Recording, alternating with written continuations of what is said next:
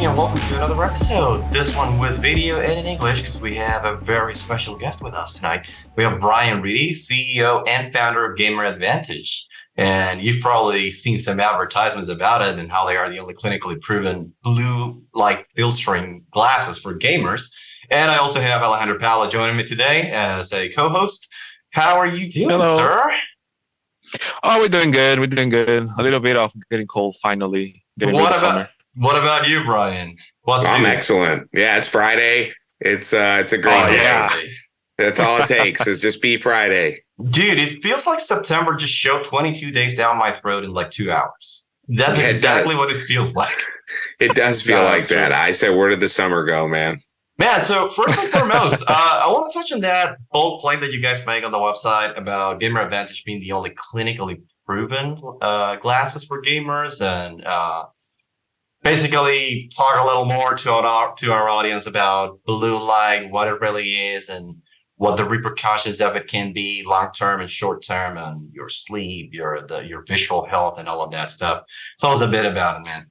Mike is sure. Yeah, that's a big open-ended question. So to start, I think we start with the claims. I mean, the way I discovered the technology was by working in the optical industry. So I'm not claiming to have invented this technology. It was being used on the medical side of eyewear for quite some time to treat things like age-related macular degeneration. And when they were testing, they were finding that, and they, not me, right? The pros. I'm simply a founder of bringing a product to a great community to hopefully have a big impact. So I speak kind of in summary of what is a much bigger, more complicated conversation when it comes to the clinical trials and the testing and all that. So take everything I say as like the layman's version, right? Mm-hmm. So they were testing and finding that patients who had more REM sleep, longer REM sleep with age-related macular degeneration had a slower deterioration rate, or in some cases, the eye kind of stopped deteriorating to some degree.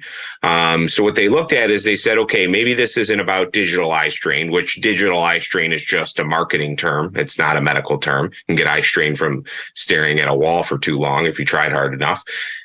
They said, how does the light impact sleep? And so the tests were around exposure to blue light, specifically at a nanometer somewhere around 455, and can absorbing that blue light at a certain percentage help increase REM sleep duration by increasing melatonin production. So there were several studies done. Some are public and some are not, all done under the manufacturer that made our lenses.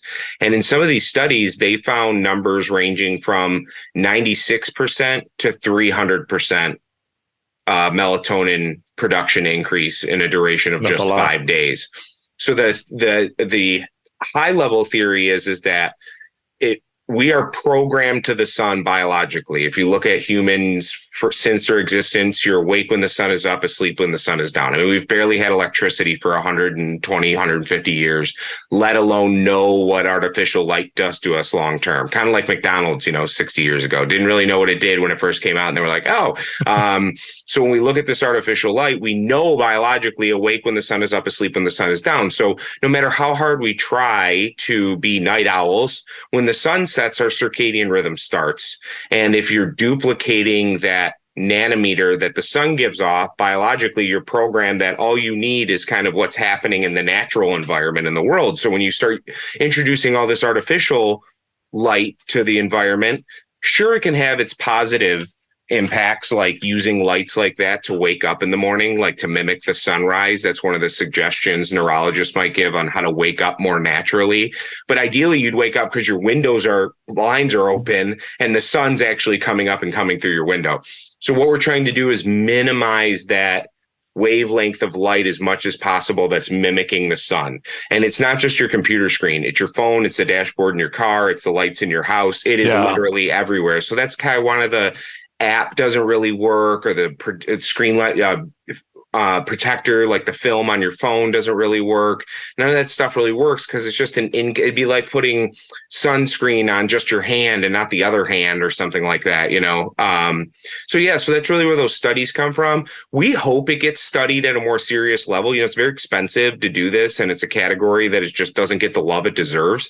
So we hope that more and more information keeps coming out and people keep testing the product and testing the limits of how much of an impact manipulating your environment by filtering certain light can have, or letting certain light in too. That can be another way to look at how you can test this stuff.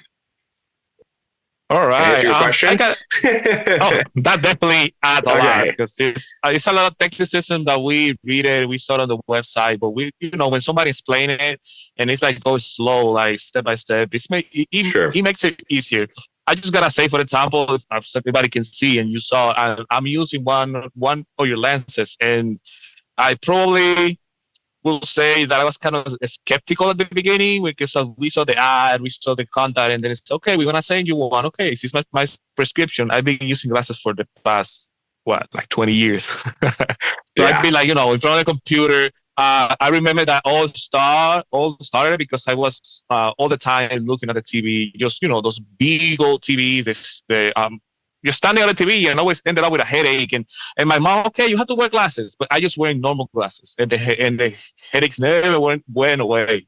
For example, right now we just most of my 12 hours a day, I'm 8 sitting in front of the computer. Even right now, I'm sitting in front of one, or looking at the phone, or just looking at the TV, whatever. And I just gotta say, just to make it more settled, to me, it's actually something pretty cool that we need something on our faces to protect the most precious thing that we have. So that's our eyes. It's the ears. Don't put stuff on your ears. It's don't put stuff, eyes are the main thing for us, and for gamers, obviously, that we play a lot, that we need to stay focused and entertain, and being a little bit staying in that way. I just gotta say that to me, it feels pretty awesome. Let's say the production of the melatonin thing, I used to really, really lose a lot of sleep. I used to grab on my phone and, trying to fall asleep. I don't used to take sleeping pills, but sometimes, a lot of stuff happening in the daytime, you just want to sleep. But since the past month that I've been using it, it's been a way different. So some people might think okay, so you're telling me these classes are going to make me sleep better. These classes are going to make me stay focused when I'm on the computer. But how is that? Well, I'll say not because it's here, not because you can read my review for 2 different pairs that I did, and you can check on them hey, the thing actually works. But following that part, I just want to ask, why make 2 different I would say technology. Why make 2 different kind, the sleep ones and the focus one? Why not just mix it? We just made a third too. We made the Dream, which is our darkest lens. Well, just to confirm what you're saying, I was also the biggest critic. When I was working in optical and business development, I was being asked to make blue light glasses for tons of different brands and social media influencers. And I did it a couple times, and I was buying these $5 frames, $5 lenses, selling them for $20, and they're going out and selling them for $100, whatever, to their social media followings. And I'm looking at this, and I'm I do not want it. I don't want my career to be selling snake oil blue light glasses to a bunch of people. So because my main focus when I was in optical was working with doctors' offices on frame purchases. So I spent most of my time with the eye doctors as they were buying eyeglasses. And I just started asking, and I was what do you think about blue light? What do you think about and I get different opinions, and there's different theories of light I found out, and all sorts of crazy stuff. And then as I went through the industry, I started coming across a little bit higher level of optical professional, the people who were in the neurological side and surgery side, retinal surgeons, and really learning about what the eye does and going to these classes. And so I finally found this guy, and I was hey, can I try a pair of those glasses that you are for this medical reason? And he was yeah, I guess. And that was when I was oh my God, there's something out there that actually works. So I think it was crazy. So I never wanted to start an eyewear company. I was just this is I'm a gamer. I love gaming. And that's a category that I know is not being done the way I would do it as a gamer. So I don't know who's doing it over here, but it's definitely not what I would want to do. So that's why I started it. So to go back and answer your question, I think we were always concerned about like the color of the lens. It's funny because if you went out and bought a cheap bike helmet on Amazon and then fell and cracked your head open while you were riding your bike, your first thought would be like, man, I shouldn't have cheaped out on that bike helmet. But man, people buy a pair of blue light glasses and they like don't work. They're like, blue light's not a thing. And it's like, oh, because you bought some $15 pair of blue light glasses on Amazon and they didn't work. It's not a thing. There's very little awareness about it. Yeah, it's so bad. And so I'm not saying there isn't a bunch of stuff out there that doesn't work. But my point is that we wanted to capture as much of the audience as possible. And it was already hard enough to get somebody to even listen to the conversation of blue light, let alone then the lens have a tint to it. And they're not even tinted. What it is it's this powder that's baked, it's actually impregnated, is the technical term, into the lens. So the more powder you put in, the like darker it gets. It's not a yellow coating. That's not what we use. And a lot of companies do use that. Of course. And yellow actually has a cool color psychology to it, but it definitely isn't helpful for color perception. And it's definitely not likely filtering any meaningful amount of blue light at any nanometer that matters. So you go on Amazon, filters 40% at the 420th nanometer, and it's got a 15,000 5-star reviews. And 85, 90% of those people are probably experiencing some kind of placebo effect, which is great. If putting on glasses helps you blink more often and helps you think that you're feeling better, and that's good enough, great, awesome. And I'm glad you feel that way. But if you seriously have a problem with sleeping because you're like bucking everything biology has ingrained in us over the last whatever tens of thousands of years, then I think that's where our glasses come in. Focus is for the person who's like kind of dipping their toe in it.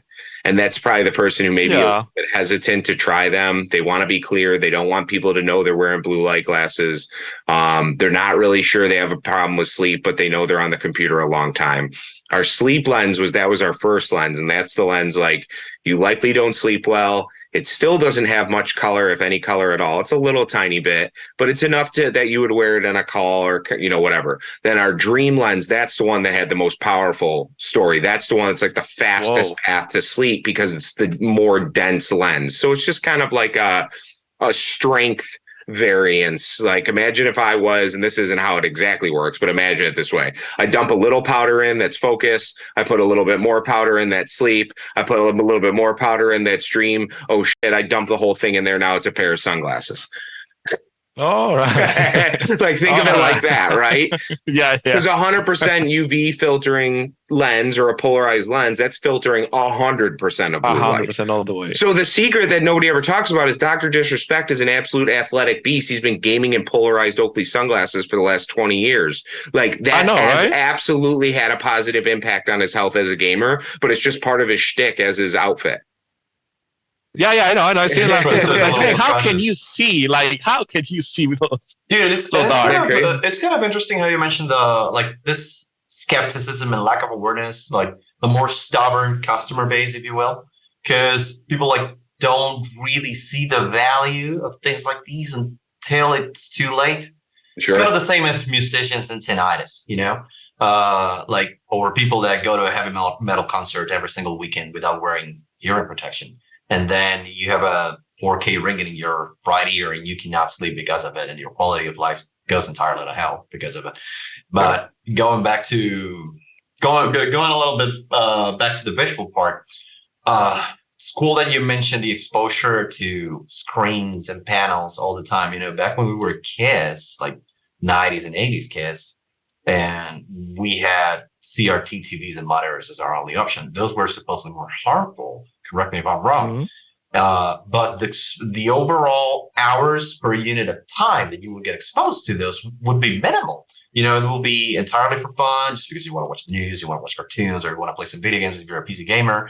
Like back in the 90s when PC gaming started being a thing.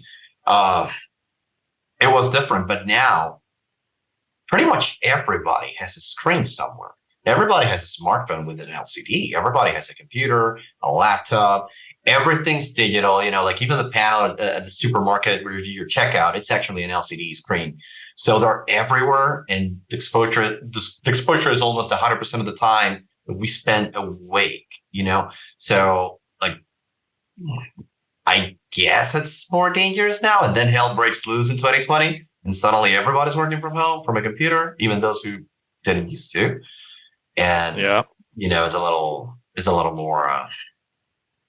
Yeah, we should all be we should all be aware of like taking care of the visual health and just see the value of products like the ones you craft, and especially the fact that you just mentioned that the coloring is kind of a myth. That's more about the powder and how dark the lenses are.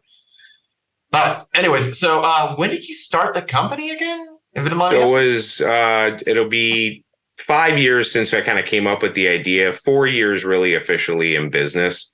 Okay. We started just before the pandemic kicked off. We actually, at the time, Perfect timing, actually. yeah, yes and no. Like, yes, it was perfect timing because it was a lot of people were on their devices, but we were still so small that it wasn't like everybody was rushing to our website to buy blue light glasses because they knew about us, right? Like nobody knew who we were. But what we were doing is because I was in optical, I was looking for like a lower priced item to put on my website just so there'd be something else for people to buy.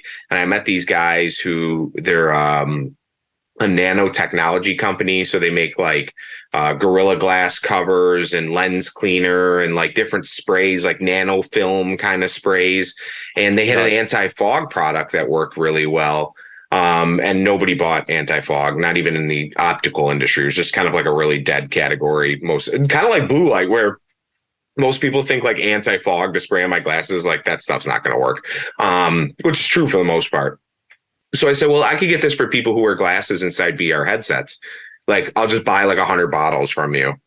And it worked really well. And we branded it. And then the pandemic hit and they like sold out on my website one night. And I'm like, wait a minute. And it dawned on me that people who wear glasses with a mask, their glasses were fogging up. Yeah. So very quickly we got on Amazon. And I'm proud to say, most people don't know this about Gamer Advantage, and we keep it separate because we don't want to distract our real mission in gaming for like wellness and performance. But we have the #1 selling anti-fog in the country. Like that's our that's our product. So if you went to Amazon, you looked up Fog Away, it's got like 25,000 reviews, and it is the best. And I think the cool thing about it, it's a testament to Gamer Advantage that in these categories that when generally people bring out a product, it's like not that great. It's pretty bad, but with the right marketing, they get you to buy it. Whereas Gamer Advantage, we never really put the money in the marketing. We put it in the product. And then when you bought the product, you were like, damn, these are way better than I expected. And so that's what happened with Fog Away too. And so it's no different than our glasses, yet it really has nothing to do with like gaming wellness and all that stuff, which I'm really passionate about. But that really propelled us through the next 4 years, because we were so ultra successful with the anti-fog that it allowed us to grow our team and invest in the technology we needed to be remote and attend Twitch cons and do all that kind of stuff. So I'm really proud of that product. But that was kind of like our investor, was just this product that we found. That was a happy accident. The super happy accident. Really was. Dude, so we've just always kind of kept it separate, like we don't pretend it's not even there. Definitely. But, like it's good to embrace it and not get stubborn about it and maybe say like, no, this is not what we want to sell. We want to sell this instead. You just want to just let it run. Chest open. Yeah. Maybe not. Dude, so wanted to ask, you're probably an expert on the matter, but if you notice, like all monitors, cell phones, tablets, you name it, when you open those settings to tweak the quality of the image, there is always a cold setting, like cold coloring setting that's like literally clustered with blue light. Why is that even a thing? Like, are they not aware that blue light's harmful? Is it like? I think they're aware. I would say that the more settings make it seem like there's more features in the phone so they can charge you more for it. And I think a lot of settings in electronic devices are there just to impress you, and they're not really used for anything at all. One setting, though, that I find very interesting is that if blue light wasn't a thing, which it is, like whether you want to agree or not, it may not be impacting you health-wise, blue light, based on your lifestyle or whatever, but it is a thing that does a thing. Like there's no arguing that. But if it wasn't a thing, then why would every technology company in a device manufacturer in the world invest in a software that filters it out on the devices they sell? And this is all opinions are my own, but it's kind of like why McDonald's prints hot on their coffee cups. It's like, because if these tech device companies put these things in there in which you can reduce the blue light consumption, then as time goes on, if overconsumption of devices causes some type of injury where we see a lawsuit in the future, those companies can say, well, we had a blue light filter on the device, you chose to never use it. So I never really understood, like, so for example, Apple has night shift, right? It's never been in one of their commercials ever. They've never advertised night shift because it doesn't promote it. It doesn't do anything. There's nothing that you can't say it does anything. You can't say this will help you sleep better. You can't say this will cause less eye strain. You can't say it. There's none of that's been proven. The even worse part is if Apple says, hey, we put this blue light filtering thing on our device, what are they ultimately saying? Well, our device emits harmful levels of blue light. And again, these are my opinions, but I just find it very odd that there's been a tremendous amount of money invested in shutting off blue light on all of these devices. But then the other side of the conversation is that blue light's not a thing. Well, then why is Samsung and LG and Sony and every other electronics manufacturer that ever existed putting it on their devices? It doesn't seem like a very solid marketing technique if you're not even marketing that feature of that device. So it's not for marketing. What's it for? And the only thing I can think is that they're scared to death that there's going to be a lawsuit one day where it's like, listen, my kid sat on the iPad for 10 hours for the last 10 years and they have major vision problems and you didn't warn me about this. Yeah. And I want my bag. There's like a very acrobatic set of semantics around it. Like, yeah, it's interesting, isn't it? I know that's very kind of nowadays. It's kind of like a big leap to take, and it's not where I really focus my time, but that's kind of how I look at the industry, is that like, well, they're like, if Samsung's investing money into filtering blue light, then I must not be that far off in my mission here for the consumer of video games, which is me. My whole life, I've been a gamer. And just by the way, what does you play? I would say my favorite game of all time is Red Dead Redemption 2. I cried at the end of that game. Nice one. I died as Nice Arthur, even though I kind of wanted to go back and play it again. I can never be the bad guy. I try so hard, and I just always end up being the good guy. Same thing, Skyrim, another one of my top 5 games, Skyrim. Right now, though, I don't know why I love Overwatch so much. All my friends are playing Call of Duty, and I'm like, nope, I'm in Overwatch. So I'm like just grinding competitive mystery heroes Overwatch, till my knuckles bleed, dude. You know what we call it? You just click the button because this guy is Overwatch. No, it's called Stockholm Syndrome, the video game. Stockholm Syndrome? Yeah. Stockholm Syndrome, the video game, because you hate it, but you want to go back to it. It's like that's what everybody says about Overwatch. I mean, I get so mad and love it at the same time. It's such a frustrating, fun game, and I'm just grinding through it. So that's what I play mostly, probably pretty much every day. But I'll play anything. I love it. I just love gaming in general. I don't, variety guy. I could still go back and play the original Grand Theft Auto if you booted it up for me and play it for hours. And now that you mention it, like you as an Overwatch fan, there is something about Overwatch, maybe like the massive amount of colors moving at such a high speed that makes Overwatch so much more tiresome to the eye than Call of Duty, Rainbow Six, Tarkov.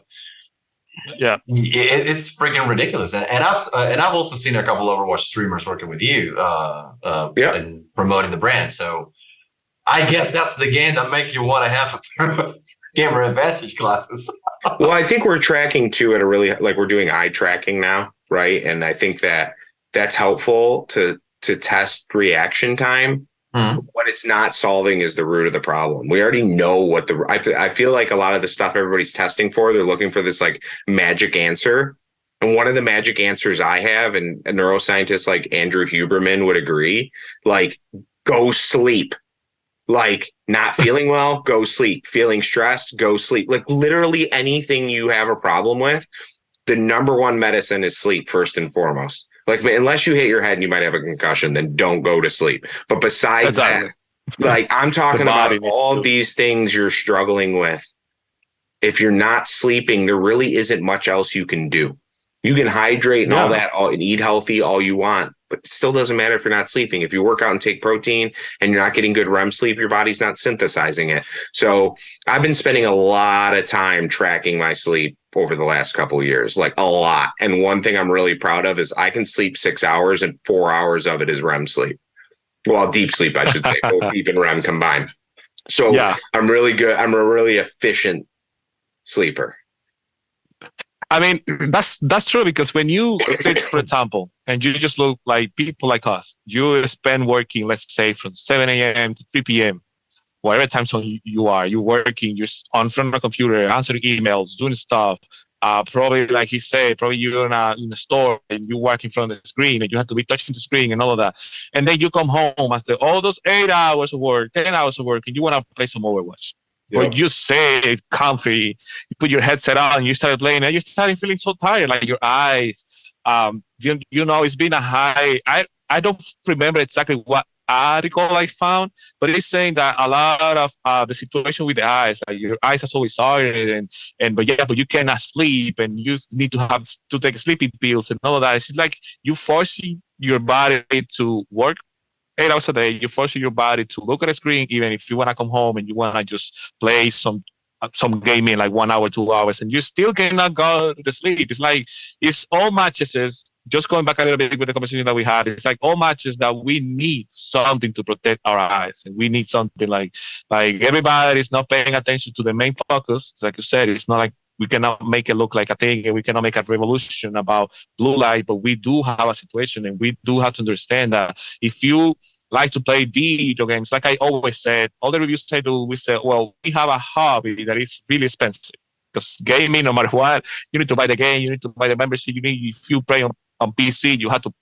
put a lot of money into it. Well, put some quality too on your ears, for example, put some quality too on your face, because you need to protect what's give you the entertainment, and plus what give you the money that you have to work every other time.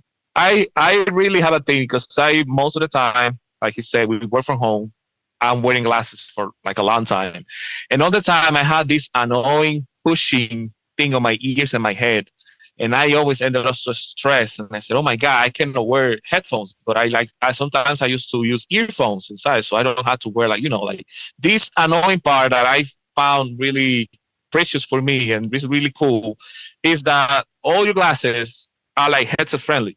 I know some companies have these earphones, the headset that they have a little, they are a little comfortable with glasses. They have this little part over the ear, and on top of that you can actually feel that they glasses friendly. But sadly, the main ones that I have, or my traditional glasses, let's say, which I paid a lot of money for it, they just give me a headache. I put them on and I put my headset on. And it's always pushing me. It's always like giving me, it's like, man, come on. And sometimes I'm playing Call of Duty. I don't like too much Overwatch, by the way, but I'm playing Call of Duty and I just have to put it like one side because it's like annoying me. It's like all the time pushing. So, one of the things that I realized in all the versions that I've seen and the two versions that I have, it's like it's really flat. I just gotta say, and it might be like a weird question, like exactly, did you find out that it's better to have a glasses that is really flat? It's just normal on gaming glasses, or what is it? Yeah, I mean, I knew eyewear coming into it because the company I was working for had been doing it for 50 years, selling Glasses to doctors. So I've seen glasses that cost $3,000, $5,000 retail, and I've seen glasses that cost $30 retail. Like I know what the quality differences are.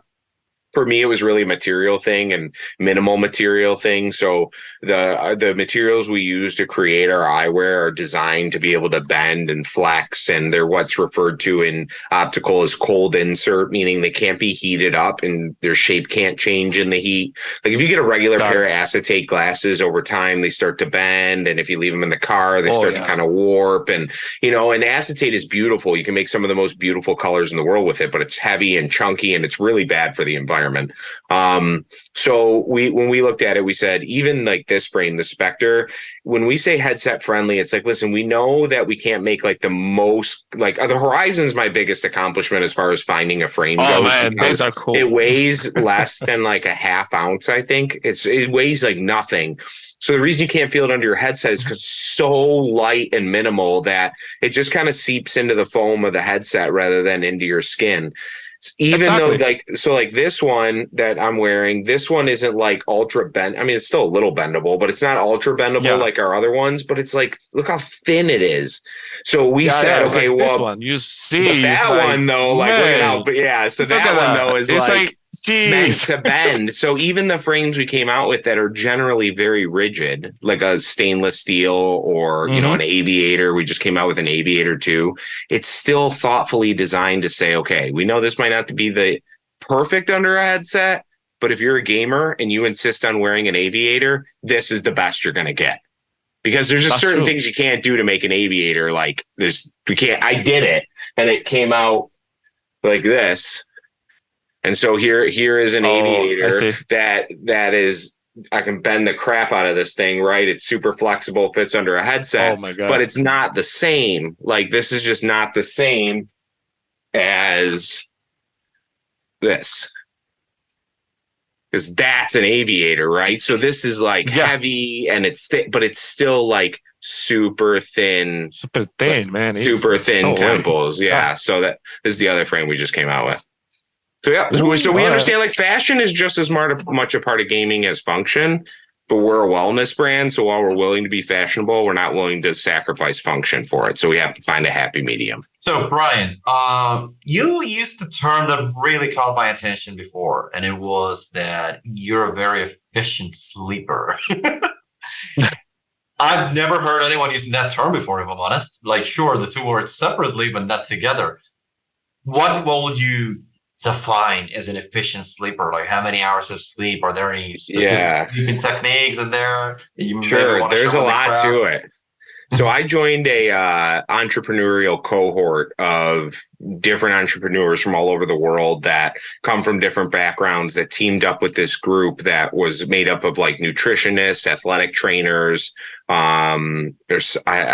I forget what kind of doctor he is, but basically what they were looking at is like, okay, how can we take this science that we use in professional sports and apply it to entrepreneurs? Well, interestingly enough, the reason I joined that cohort is because I'm trying to do that kind of same thing in gaming. So what we know in professional sports is like sleep is a huge, huge piece of it, right? Like sleep coaches, and Alex Cora said when the Red Sox won the World Series that like his sleep coach was a big part of that.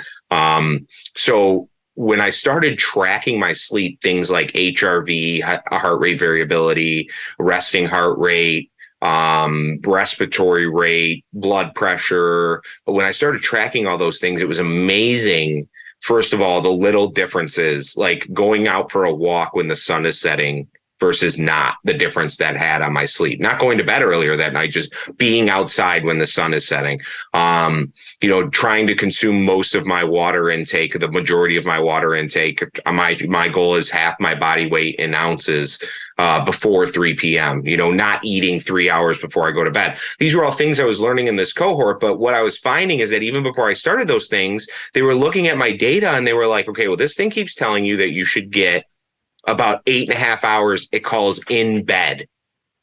It doesn't mean asleep. It means that you like get in bed. Like if I'm going to wake up at 6 a.m, it wants me to be in bed by like 9:15 because it knows I'm not going to fall asleep till like 10 o'clock, 10:30. But when I sleep, what it's looking for is how much am I waking up, like moving around? How much time am I spending in deep sleep and how much time am I spending in REM sleep? And that deep sleep and REM sleep, that time combined is the most powerful part of your sleep cycle. So what they look for is at least 20% of your total sleep duration in REM sleep and about 50% of your total sleep duration in deep sleep. So if you get 4 hours of deep sleep, but you slept 8 hours, that's great. If you slept 12 hours and you only got 2 hours of deep sleep, you didn't really sleep. I am finding I am pretty freaking consistently 6.5 hours of sleep with anywhere between 3 hours and 45 minutes and 4 hours and 15 minutes of REM sleep. So what that's telling me is that I am getting from light sleep to deep sleep faster. And what that could be due to, which I can only speak from my personal experience, is that partially due to, well, I'm exercising and I'm trying to eat well and I'm putting my money where my mouth is. Like I'm on my own wellness journey and I'm trying to take like my company along with me kind of thing. So in addition to all those other things, I genuinely feel that as somebody who's gaming every night, that when I get to sleep, the eyewear has helped minimize the amount of melatonin that's being suppressed. So when I do fall asleep, there's enough melatonin circulating through my system so I can get to deep sleep faster. That's my take on it, because the reason people are taking sleeping pills, they're supplementing melatonin and trying to speed up their circadian rhythm. Yeah, because your sure. melatonin starts producing when the sun starts setting. So they tell you to take melatonin, 2-3 hours before you go to bed. You got to give it time to kick in. And if you're ingesting melatonin, I think the number is something like point something percentage actually makes it into your, so like people end up taking like a lot of melatonin to just get this much melatonin into their bloodstream, just so they can like try and cheat the sleep system. And while melatonin isn't necessarily bad for you, your body makes it naturally, and anything your body makes naturally, you want to keep it making naturally. So I don't think there's been any studies that say like, oh, you can develop a dependency on it. But I think what they are saying is you don't want to become dependent on it. And that can be from outside of like an addiction. That can just be because it becomes part of your sleep routine too. And then now all of a sudden you're supplementing melatonin, your body's not making it as efficiently, and then long over time could have an impact. So that's been the biggest thing for me, is that if I'm going to sleep 6.5 hours, if you're going to be a gamer, you're going to sleep 3 hours. Like you finish gaming at 3 a.m. and you got to go to freaking work at 6 a.m. Like I want it to be the best 3 hours of sleep you've ever gotten in your life, which it is possible for it to be better than what you're getting now. I can't change your life by giving you a different work schedule or force you to go to bed. But what I can try to do is make it so that when you go to bed and you hit that pillow, make it worth it. You're out, because people are on their phones and then they're setting them down and closing their eyes, and then their brains are just like, just moving. And the more REM sleep you get, if you struggle with any anxiety, depression, ADHD, ADD, deep sleep is really important for those conditions, because your body goes through a repair cycle in deep sleep. I kind of, the best comparison I can give, and this isn't scientific, but like imagine if every email you read, everything you did, every thought you had during the day was you saved it on your desktop. If you reach deep sleep, it's all filed in the appropriate file. If you don't reach deep sleep, it's all still on the desktop when you wake up the next morning, and everything you do that day stacks on top of it. So as somebody who's had anxiety before, I would have a thought before I'm falling asleep, and I would wake up and it's like I had never stopped thinking that thought. It's like it was like in the same spot in my brain, like way in the front instead of way in the back.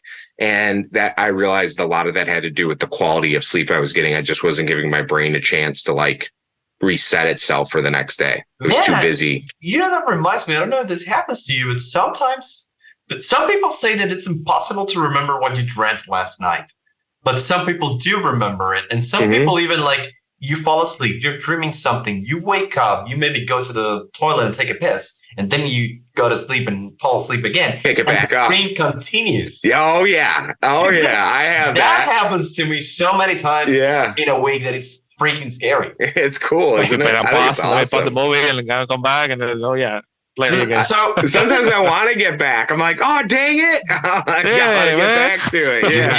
You were having the adventure of your life in those streets, and you just want to go back to it, and you're like, shit, I gotta go to work now. Do I really need this job? Yeah. So does it really make a difference what time do you go to bed? Kind of. I mean, I think there's no escaping. Again, I can't say it enough. Programmed to the sun. We are sun slaves. We are sun warriors. The sun is whatever. It is literally like the leader of our lives. And when the sun sets, the body starts. You can't change it. 10,000, I think I heard something. It's like 10,000 years to manipulate a DNA in the evolutionary process to like do something different than it's doing right now. We want to be nocturnal and game out. Like we want to be awake 20 hours a day. Like my guinea pig is. Like guinea pigs like sleep for 5 minutes every hour. Some really weird, like I forget what it's called, the way they sleep. It's incredible, but they don't ever sleep for any period of time. They're just up all the time and sleeping a little bit here and there. We could become that as humans in 10,000 years. For now, when the sun goes down, your body's starting. So the later you wait, the worse it is. There's nothing you can do. They recommend for adults 7 to 9 hours. They also recommend you on a 2,000 calorie diet, you get at least X amount of hours in your heart rate. You know what I mean? So like, that's what they recommend. I think that if you can listen to your body, you can find a happy median of maybe you're not getting that 7 to 9 hours, but that recommendation is for people who also might not be doing some of those other things you're doing that allow you to only sleep that 5.5 or 6.5 hours. So again, going back to me, I'm only sleeping 6.5 hours. Maybe if I got 7 hours, 7.5 hours, I'd feel better, but I feel pretty damn good.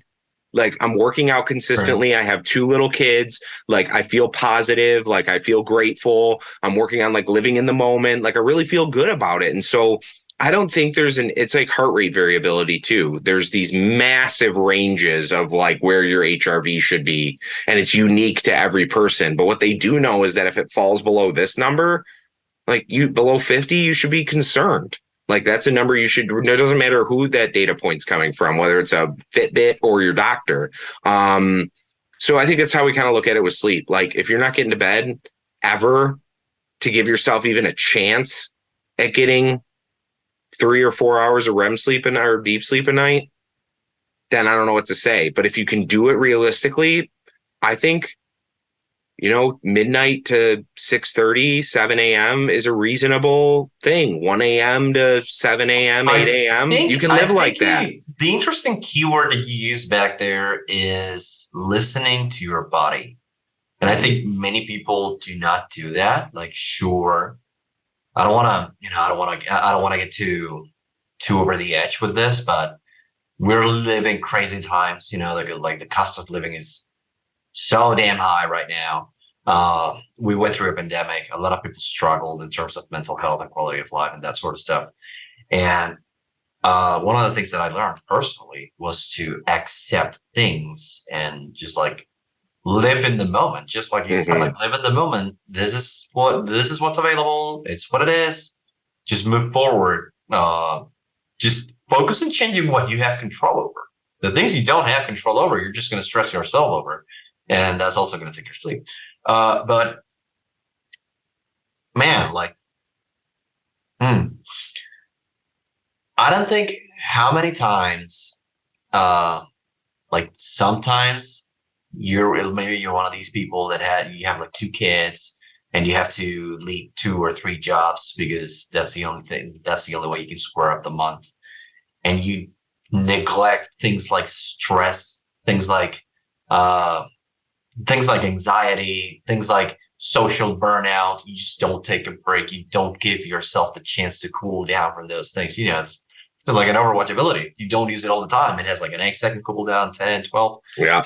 It has like everything has its moment, but somehow in that anxiety of pandemic, or I guess that anxiety of the lifestyle that most people are living right now, it's just driving us all over the edge. And like we have to be like nothing to do with glasses, but we have to be a little more aware and listen to our bodies. That's a really interesting word you used back there.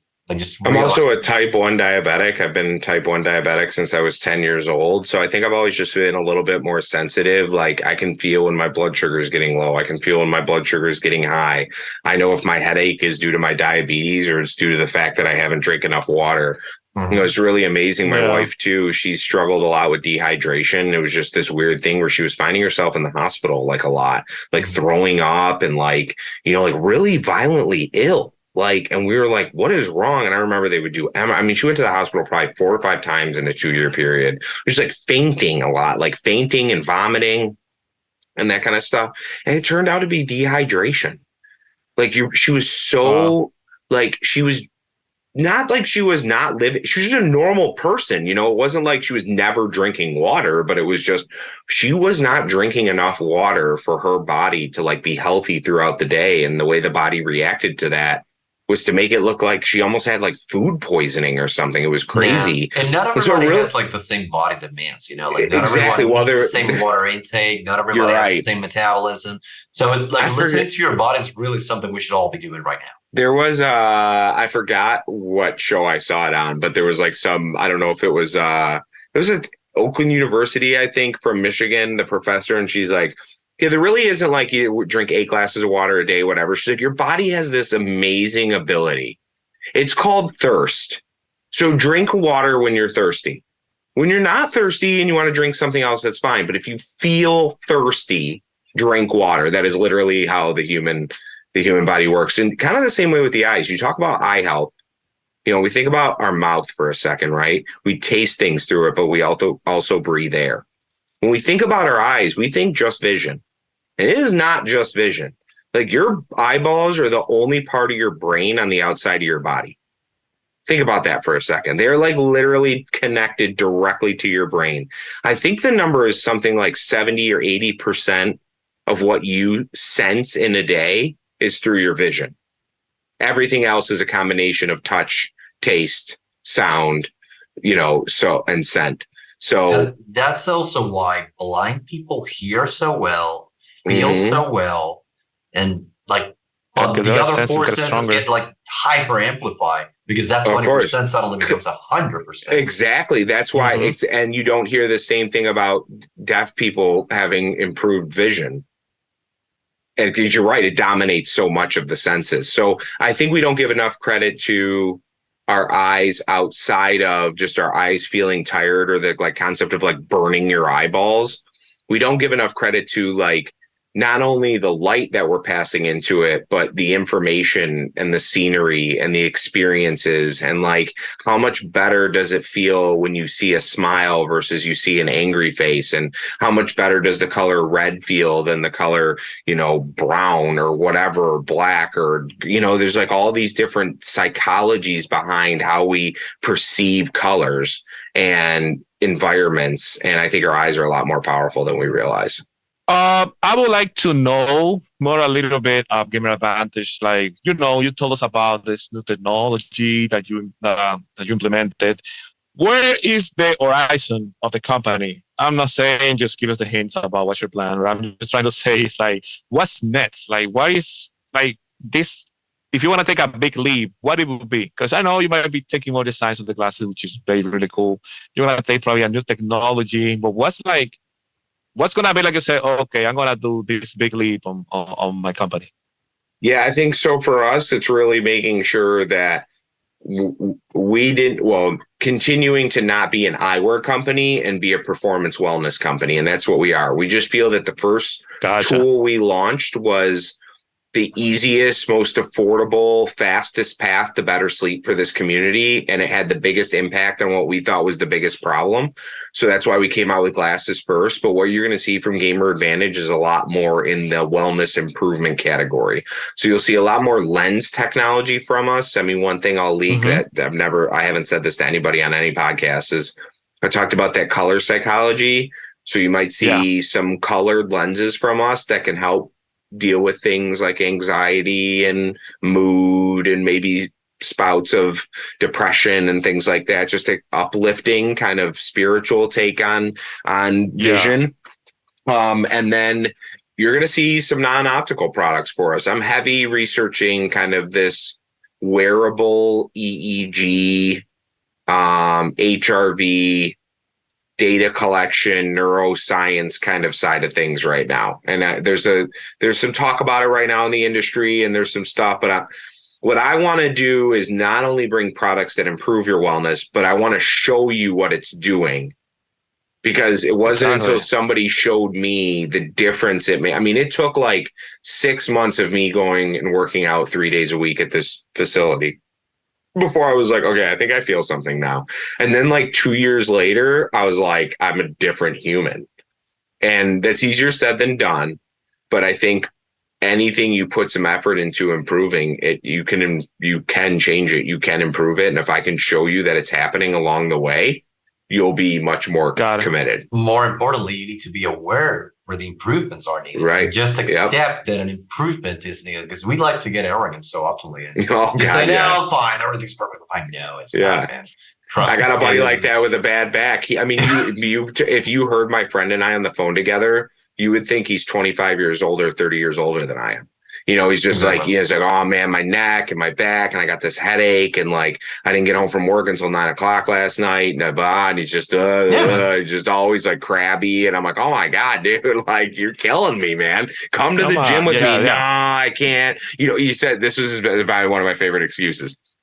He says, I can't come to the gym with you because knowing me, I'll just go too hard. And I'm like, well, what does that mean? He's like, well, I'm going to go and I'll hurt myself because like I went too hard at the gym. I'm like, then don't go hard. He's like, no, I'm big manly. Like, I'm going to go to the gym. Like, got to go hard. I mean, it's like, so you're not going to work out because you might hurt yourself because you're so manly that you're too manly to go to the gym because you work out too hard. Okay, so now that you're in it, honestly, here comes a rant. It's all about social media. Like, social media, people in their 30s and 20s have all grown up with social media. It's been around us like for 20 years now, ever since MySpace and Hi-Fi were like things for school kids. Now everything has a social media. Every single business, every single creative, everybody has a social media. And I can't help it but hating how it's this place where everybody's perfect, everybody's pretty, everybody has money, everybody eats expensive, everybody goes to the coolest places and has like a super fired up social life. Suddenly we're in this emotional stasis where things like admitting I'm wrong are seen in such an ill manner. Like it's a freaking blasphemy. I cannot accept my faults in front of other people. I cannot change things because I feel like somebody else has control over my life. And that makes me feel undermined.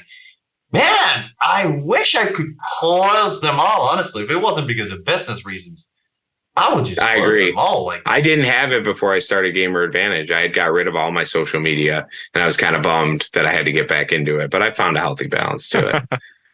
I do agree with you. Just one quick comment on that actually is that everybody wants to trust everybody else, but they don't trust themselves. It's like they say the answer they think everybody is looking for. They say the thing they think everybody is looking for, and then you don't ever know if the people would have just agreed with or accepted the thing you actually wanted to say. So I love this idea that like you can control what you say, but you can't control how people react. And if you can accept that, like you can finally start saying what you really want to say and start speaking the truth. The other thing is that isn't everybody on social media. If you actually were to add up all the content creators that farm the most impressions out there, it probably represents like 0.001% of the population on just in the United States. So like the fact that these voices that have these massive followings are speaking for like all of society, like, cool, you have 10 million followers and you have a 6-pack and you drink a smoothie every day. And now I feel like a piece of crap because I'm not you. And in your videos, you're projecting that if you're not me, you're behind. And it's like, well, behind who? Because this isn't a race against you, dude. This is me. Social media is not real life. That's kind of the caveat. Like, people's really treating it like it's social life, and it's their life. It's just not your life. Exactly. Right? Exactly. And sure, like, I don't want to use the term big tech because that's going to drive us into controversial waters, but it's always like the websites kind of amplify that, and it's like building like these role models and like deifying almost like these figures, like this is the example you have to follow. No, not everyone can do that. Not everyone's interested into that. Not everybody wants to go to the gym 6 times a week just so they can look X, Y, or Z way or look like a bodybuilder, and then you leave the gym for 2 months and suddenly you look like shit, you know? Yeah. So not everybody wants to put 6 hours a day into a musical instrument, to have a YouTube channel and play the most insane and complicated music ever. Same way, not everybody wants to spend 6 hours a day playing live and streaming because it'll be one hell of a burnout. You get my point? Like I guess the big point we want to get across is that we're all different, and there's literally nothing wrong with loving yourself and loving yourself for how unique you are. You know, like somehow there's been this fog in the air that there should be some sort of monochromatic filter in humanity. Now there shouldn't. That is the reason life is so beautiful. You know, like we're all different, and there's always like disagreements and ideas and exchanges, and we learn from one another. We teach each other stuff. I tell you something today that you didn't know. You tell me something tomorrow that I didn't know, and we all grow up as human beings, and that's kind of the beauty of life. You know, at the end of the day, that's what it is. Well, if I could leave, I know we're running out of time too. If I could leave you or your listeners with a piece of advice that might be helpful and has nothing to do with. Well, first of all, if you bought our glasses and you didn't love them, we'd give you your money back in 2 seconds. So there's always that. So just know that I stand behind the product. I know it takes some time to get used to. I know you're hesitant. I'm available. My DMs are always open, but more importantly, you buy them, you don't love them, it doesn't do what we say it's going to do, or doesn't do what you think it should do, then you just send them back. And that'll be with any product we ever sell. But the advice I could give is, you made a really good point of this. It's like this. It's this ride or die attitude. It's not this authentic attitude. It's this like, I got to be everything or I'm nothing. And if you haven't read the book Atomic Habits by James Clear, I highly, highly, highly recommend you read it. It's not a hard book, but it just explains the way the brain works. So if you and I were going to sit down and talk about, hey, I don't have time to go to the gym 6 days a week, and that's your impression in the world of what you need to do to be like the best version of you, my first question would be well, what are you doing to be healthier? Because while you don't need to go to the gym 6 times a week to be the best version of you, being unhealthy is not accepting who you are. Being unhealthy is giving up on who you are, because all you're doing is restricting the amount of time you have here with your loved ones. So you can't be a hypocrite. You can't say you're this selfless, accepting person that's there for anybody, but then you're not taking care of yourself, because if you don't take care of you, you can't take care of anybody else. So if you were saying, I can't go to the gym 6 days a week, I would say, what are you doing? And that book would teach you that you have to start somewhere. And that might be, how about you do 5 push-ups while you make your coffee in the morning? Just that. And if you did 5 push-ups while you make your coffee in the morning for 12 weeks, then going and walking around the block for the next 12 weeks is going to be 1,000 times easier. What's almost impossible is waking up one morning and thinking you're going to start a YouTube channel or a business or do something and trying to do it all in that day, and then getting really disappointed in yourself that you didn't solve all the world's problems because you had this little burst of energy. It's very specifically honing in on something that you already have the capacity to do, not forcing yourself to do something that you don't. Consistent small steps. Yeah, very small, right. Very small, atomically small. Well, Bryan, we are super, super grateful that you gave us your time like this tonight. And thanks for having me. Super, super thankful for the cool conversation, man. Like, you're not just the mastermind behind a product that's actually worth the time, worth the opportunity, but you're also a very, very bright person that always has an interesting conversation to offer us. So thank you so much. What are the social media websites of Gamer Advantage right now? Aside from GamerAdvantage.com? Everything's at Gamer Advantage. So any platform you want to find us at Gamer Advantage. I'm real Bryan Reedy on Twitter. I changed it from a stupid handle I had before. So yeah, and I won't take credit for being the mastermind behind a lot of this technology, but I will be the advocate and the spokesperson and the martyr for it, at least. Like, I'm not going to take no as an answer of wellness being important in gaming and just as important as it is in any other hobby or sport and or you guys community. Ship worldwide too, right? Worldwide, yep. Absolutely. And we do prescription. So good to know. We do prescription. Oh, you can use your HSA and FSA cards on our website. You can submit your frames and lenses sometimes to be reimbursed through your vision insurance. We do readers. So if you want to buy them for your parents who are on their iPads and all the time and stuff, it's pretty cool. And then we had a drink launch in collaboration with Advanced GG, and it's hibiscus. It's the magnesium, L-theanine, apigenin, ashwagandha. It's like that natural sleep drink. It's melatonin free. So we have that too. So like I said, you're going to see us doing all sorts of crazy stuff. Best thing you can do is sign up for our email list. We don't do it that often, but when we do, it's usually something pretty cool. Makes me nothing but happy that there's a lot of stuff to look forward to in the horizon. Yeah. Thank you. Thank you. Appreciate you guys. So we are going to be dropping off now. Guys, thank you so much for following this video until the end. And I hope you enjoyed the super interesting conversation we had with Bryan Reedy tonight. This is Dan Acosta and Alejandro Paula, also Bryan Reedy, bidding you farewell, guys. Have a good one.